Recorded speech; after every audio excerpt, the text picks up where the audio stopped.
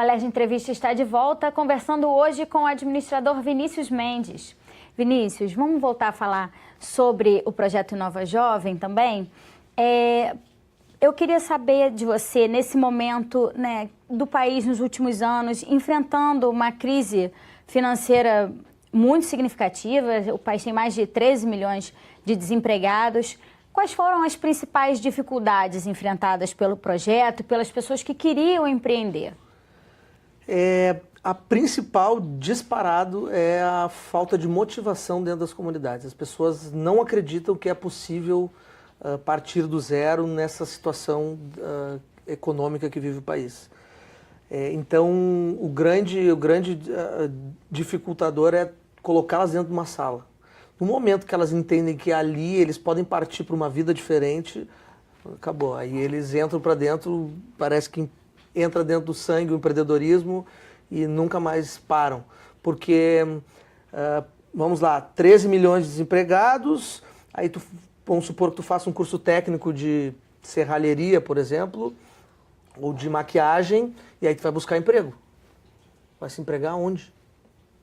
Se tem uma crise de desemprego. Porque não há vagas em outras empresas. Exato, não há vagas. Então, o que essa pessoa tem que fazer? Ela obrigatoriamente, para não passar fome ou passar necessidade, ela vai ter que empreender. Só que nós, no Brasil, e não só no Brasil, nós não somos treinados culturalmente, não existe na nossa cultura o empreendedorismo. Então, nem na escola básica, nem no ensino médio, nem no ensino superior. Então, nós nos formamos sem saber o que fazer se não for ser contratado por alguma empresa, ou funcionarismo público, etc. Então, essas pessoas não estão preparadas e nós precisamos fazer alguma coisa. Então, um dos principais problemas é a motivação e o outro, bem destacado, é o acesso ao crédito. Essas pessoas, embora a gente defenda que não precisa buscar financiamento para abrir qualquer tipo de negócio, de micro ou pequeno negócio, se tratando de pessoas que não têm nada mesmo, sim, seria muito importante o acesso ao crédito. E o acesso ao crédito no Brasil é difícil e quando se consegue é muito caro. Então as pessoas batem nessas duas problemáticas. Mas tem solução. Assim, está voltando a política de acesso ao microcrédito. O microcrédito é uma política importantíssima para o Brasil e está voltando agora à cena, e principalmente pela questão da garantia solidária, onde o grupo garantidor é o grupo de pessoas daquela comunidade, então eles não precisam necessariamente estar com o CPF limpo, digamos assim, para poder buscar um crédito para o seu negócio. Então é uma solução. Porque muitas vezes a pessoa que está desempregada, sem uma atividade, está também com o nome negativado. Ficou desempregado, não conseguiu pagar mais aquela fatura que ele tinha, foi negativado e ele vai sair disso. E aí não consegue, não consegue outro emprego, a crise está batendo, ele tem que empreender. Ele vai empreender, ele precisa de crédito para, por exemplo, comprar matéria-prima para fazer pastel. E aí individualmente o banco não libera. O banco não libera. Então existem políticas que estão voltando agora, que a do microcrédito é a mais importante delas. E, nesse sentido, o Brasil ainda está bem devagar, mas a tendência é melhorar, porque a gente tem que aquecer a economia. Até aquecer a economia, essas pessoas não podem passar necessidade e fome. Então, o Brasil vai ter que fazer alguma coisa. E você falou também sobre essa questão do empreendedorismo não ser praticado, né, ensinado nas escolas, nem nas universidades. A gente sabe de experiências em países mais desenvolvidos que os alunos têm contato, né, com atividades nesse setor e tem mais noção, né, de como fazer esse mercado acontecer do que a gente aqui. O que você tem de projetos nessa área, né, para atender os alunos, para levar esse tipo de iniciativa para as escolas do país, principalmente as escolas públicas, né? Sim.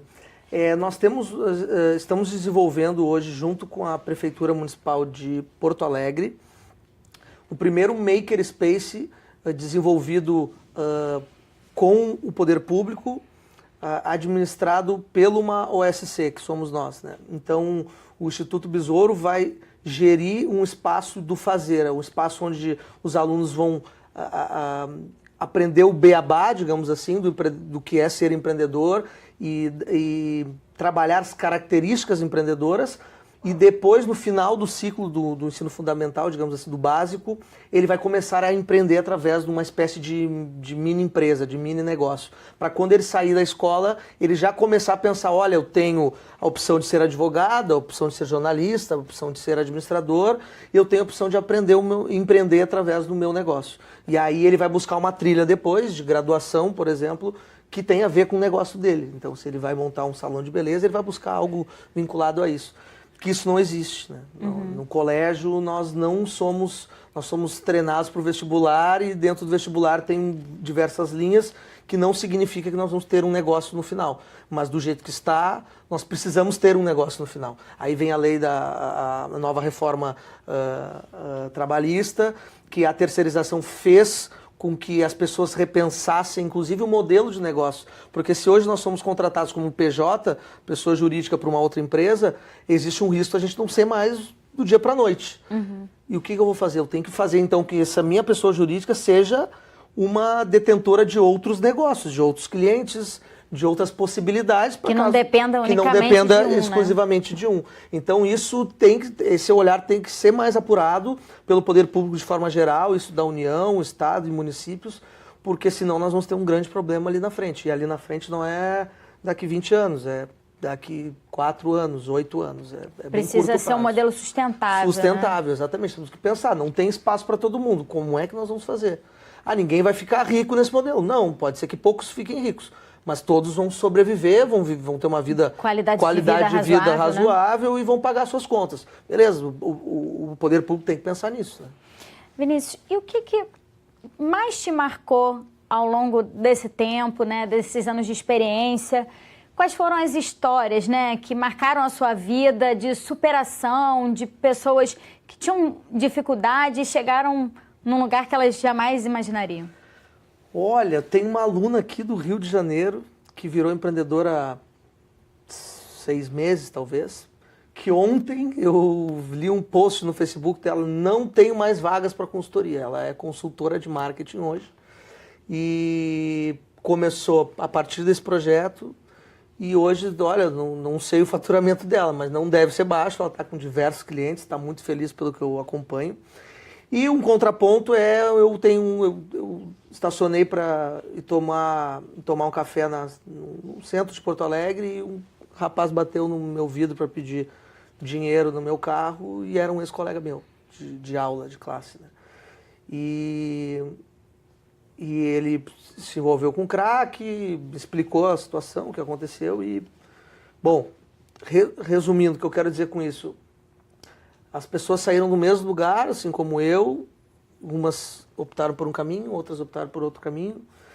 E no meio disso eu me senti corresponsável de ajudar os meus. E aí os meus viraram todos que precisam dentro dessa linha, que é algo que eu acredito muito, que é o empreendedorismo.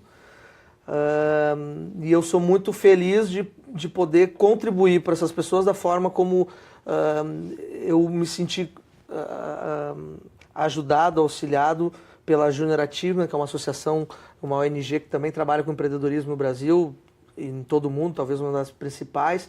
Eu fui tocado lá com 14 anos que eu podia ser alguém e não precisaria trabalhar para o tráfico onde eu morava, por exemplo. E hoje eu estou aqui sentado contigo. Então, nós temos que sempre olhar para essas pessoas que moram nessas comunidades. E aí quem está escutando que é de classe média para cima, que a gente observe que talvez 1% sejam das pessoas que a gente não quer perto da gente, porque são ladrões, porque são perigosos, porque incitam a violência e tal. Mas 99% dessas pessoas, elas são muito boas, são muito criativas, querem viver, querem gerar renda, querem ser felizes. Só que a gente precisa ajudar. Criar os meios, né? A gente tem que botar a mão. Se todos nós colocarmos as mãos como hoje a gente faz eu acho que todo mundo com o meio ambiente, por exemplo, né? A gente cuida do cara que joga o papelzinho pela janela. Chama né? atenção, Chama atenção, né? a gente pelo menos Fiscaliza, pelo né, menos da fica nossa chateado e tal. Né? Essa indignação que aconteceu agora com a política, né? De o que é bom, o que é ruim, Uma começaram uma mobilização das pessoas, por uma coisa ou outra, independente do que não é o certo ou errado, mas se mobilizar por algo. A gente tem que se mobilizar para que essas pessoas possam dar certo, porque elas têm todas as chances de dar certo. Agora precisa do nosso apoio de 70% da população que tem condição de fazer isso e os outros 30% que estão desassistidos. Então, E é importante para a sociedade toda, né? Porque se todo você mundo. ajuda uma pessoa mais desfavorecida, que evita essa pessoa de cair na tentação, de aderir ao tráfico ou qualquer atividade ilícita, isso é bom para todo mundo, para o país todos, todo. Né? Exatamente, a segurança como um todo, a minha, a tua e a de todos. Então, a própria iniciativa privada tem que entrar aí, botar a mão nisso e ajudar, contribuir, porque a iniciativa privada também passa por problemas e, ao mesmo tempo, precisa que isso se acalme, que isso pare, que isso diminua a questão da violência. E o que ela está fazendo para isso? Né? Bota o dedo na consciência, empresários que estão assistindo. O que vocês estão fazendo para isso? Estão contribuindo de que forma? Uma vez por mês dando leite numa creche. Legal, está fazendo alguma coisa. Dá para fazer mais? Vamos fazer mais. É porque só dar o leite não capacita. Exatamente. Né? Então, por isso eu sou apaixonado pelo empreendedorismo, porque a gente pega a essência, a gente toca no coração e na cabeça da pessoa e faz com que ela seja a protagonista da vida dela. Que ela não dependa mais daquele leite de todo mês. Que ela simplesmente dependa de um empurrão, de uma motivação. E que isso todos nós podemos fazer com um telefonema, com uma visita, com um abraço. Hoje está na moda o coaching, a mentoria, o termo que quiser usar. Esses termos utilizem para ajudar pessoas. Uma conversa vale muito mais que muito dinheiro. E uma pessoa capacitada pode dar uma aula, né? Ajudar. Pode, com certeza, pode ajudar de cada um na sua formas. área, né? Nós, inclusive, temos um setor de voluntariado, então a gente recebe assim, pessoas que querem criar marca para os negócios de forma voluntária, temos professores que querem lecionar de forma voluntária, pessoas que querem mobilizar suas comunidades de forma voluntária. Então tem formas, tem meios, mas a gente também tem que levantar e botar o pé no barro, né? E trabalhar. E você falou sobre essa questão das empresas, né? Terem uma participação. Como é que a gente poderia avaliar os custos disso para uma empresa, né? Como é que você vê a possibilidade de uma empresa até não tão grande fazer algum aporte? Qual é o custo de um projeto desse? Um projeto desse gira em torno de R$20 mil, uma turma com 30 alunos. 30 alunos, nós estamos falando que vão abrir 25 negócios em alguma comunidade ou em mais de uma comunidade. Relativamente, uma turma é um valor irrisório não, mas é um valor baixo a ser investido numa comunidade, se pensar como uma comunidade como um todo, e por uma empresa de pequeno, médio e grande porte. O microempreendedor realmente é um valor, acho que não razoável, mas do pequeno em diante é fácil de fazer. Mas ele pode fazer muito mais que isso, ele pode articular toda e diminuir o custo convidando a gente para auxiliar na mobilização dele. Quando parte do empresário, tudo pode acontecer, porque ele tem matéria-prima, ele tem mão de obra, ele tem a sala, ele tem computador, ele tem o que precisar para fazer esse tipo de turma acontecer. Mas ele precisa querer. Se ele mandar um WhatsApp lá através do nosso site falando eu tenho tudo e quero que vocês me ajudem, ele vai receber ajuda. E não vai ser por esses R$20 mil, vai ser por menos. Então depende muito. A Besouro também dá esse auxílio, sim, né? Dá um suporte para fazer com que a coisa ande sozinha. Nosso objetivo aqui é impactar as pessoas da forma que der, né? A gente prefere que seja dentro de uma metodologia que a gente já sabe como funciona e que tenha expertise. Mas se for de outra forma, nós vamos ajudar, com certeza. Vinícius, infelizmente o nosso programa está acabando. Queria agradecer mais uma vez a sua participação aqui no Alerj Entrevista. Muito obrigada. Eu que agradeço. Se você quiser rever esse programa, acesse www.alerj.rj.gov.br. O Alerj Entrevista fica por aqui. Até a próxima. TV Alerj, o canal do povo fluminense.